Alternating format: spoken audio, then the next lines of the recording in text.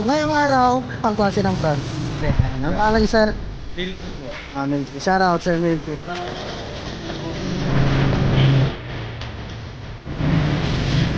Kailangan ko ng gawin na. Tonton. Motorcycle parts. Yung mga box din dito. Ito po yung quick tire. Ito yung mga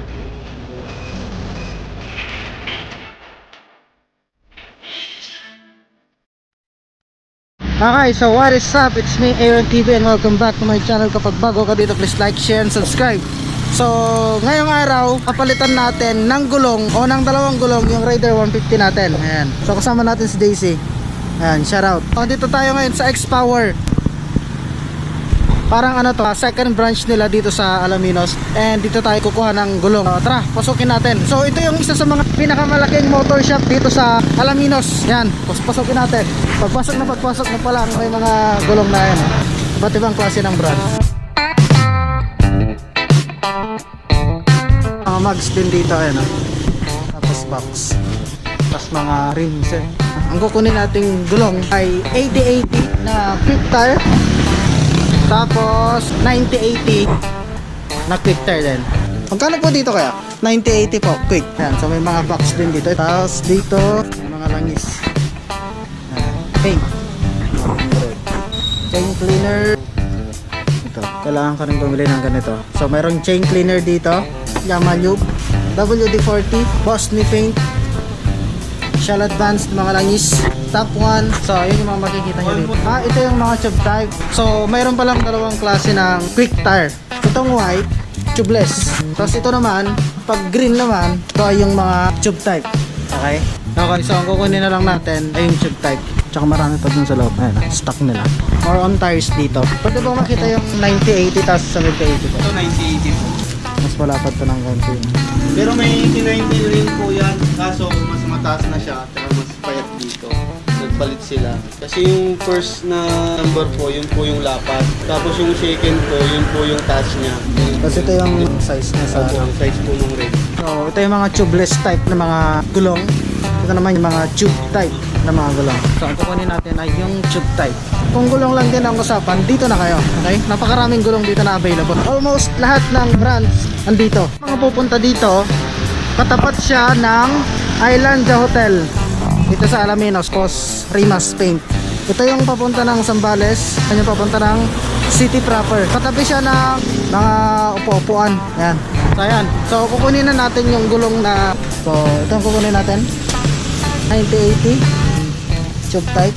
Tapos 8080 na tube type din. Ayan.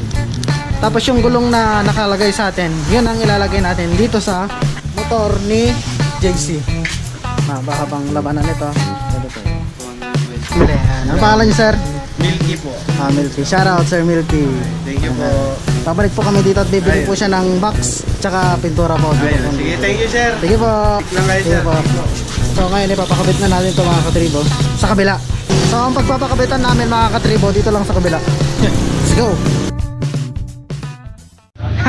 Ang dami na ng ating motor.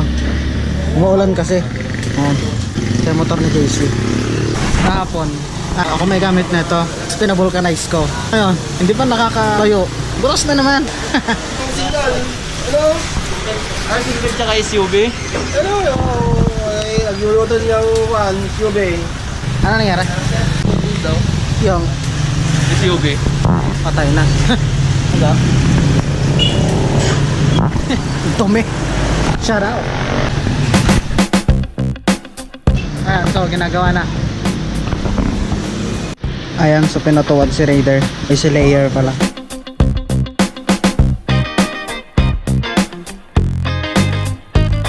Nabubuksan yung harapan simula nung binabilok tong motor. Kaya medyo nahihirapan sila.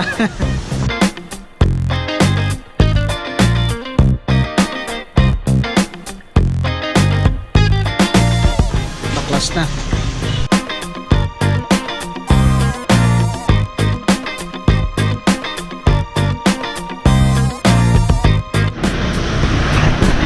Manong D is waving. Ano masasabi mo? Ayo! Ayan, para iwas Manong D. mayroon silang nilalapat na gano'n eh. Ayan, oh. Wait lang, pakita ko sa inyo. Iwas. Ayan o. Iwas.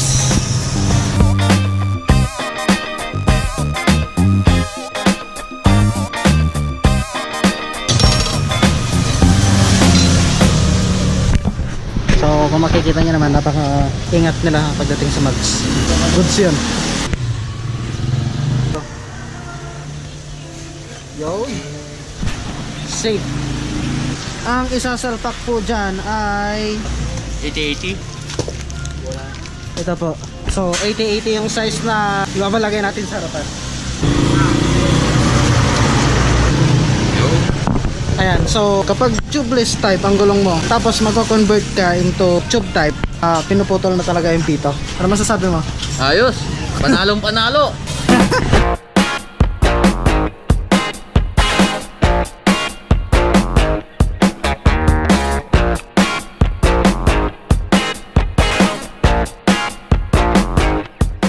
Okay, so ito, pinapasok na yung ng gulong natin. Diba? Okay, so kung mapapansin nyo, napakaingat nila sa mga mags. So I highly recommend this shop dito sa Alaminos. So katabi lang niya yung X-Power kung saan tayo bumili ng gulong. Pangalan ng shop ay Tonton Motorcycle Parts and Accessories. Okay, so since magko-convert na tayo into tube type na gulong, lalagyan na natin siya na interior. Okay, so nilalagyan na yung interior for the front tire.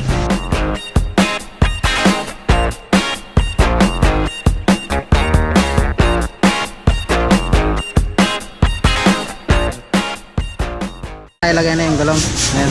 Pero magkaroon lang tayo ng konting sacrifice kasi dun sa sticker. So bali, re-retouch na lang natin yung sticker. Pero ang gagawin natin,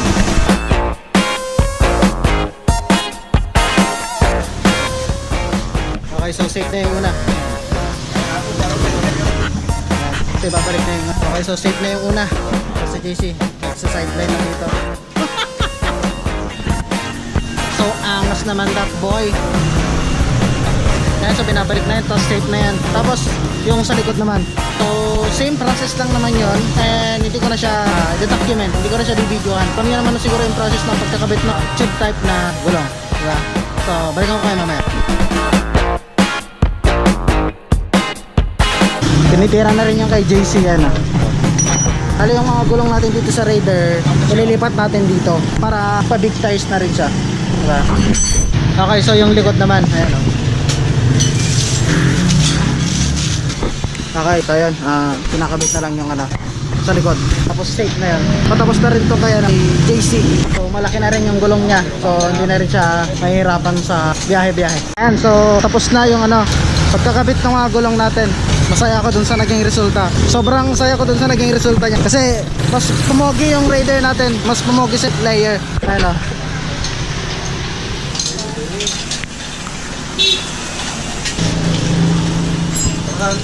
Goods na siya, pang banking yan. Mas lumapad siya ng konti. So angas naman na boy. So ayan, so dito na tayo magtatapos. So shoutout sa Tonton Motor Parts. And dito ko na rin tatapusin yung vlog. I hope nakatulong tong video na to. I hope nagustuhan nyo tong video na to. Kapag nagustuhan nyo to, like, share, subscribe, comment, whatever. Thank you for watching. See you on the next one. Gawin na tayo. Maraming silang sila sir. Tonton Motorcycle Parts and Accessories. Tara ba? Bago po yung mga kuhan, gulog niyo mo ha. Diba? I feel good about it. Maganda yung new set of tires natin. Happy daw. Woo! Okay, so that's about it guys. See you on the next vlog. Woo!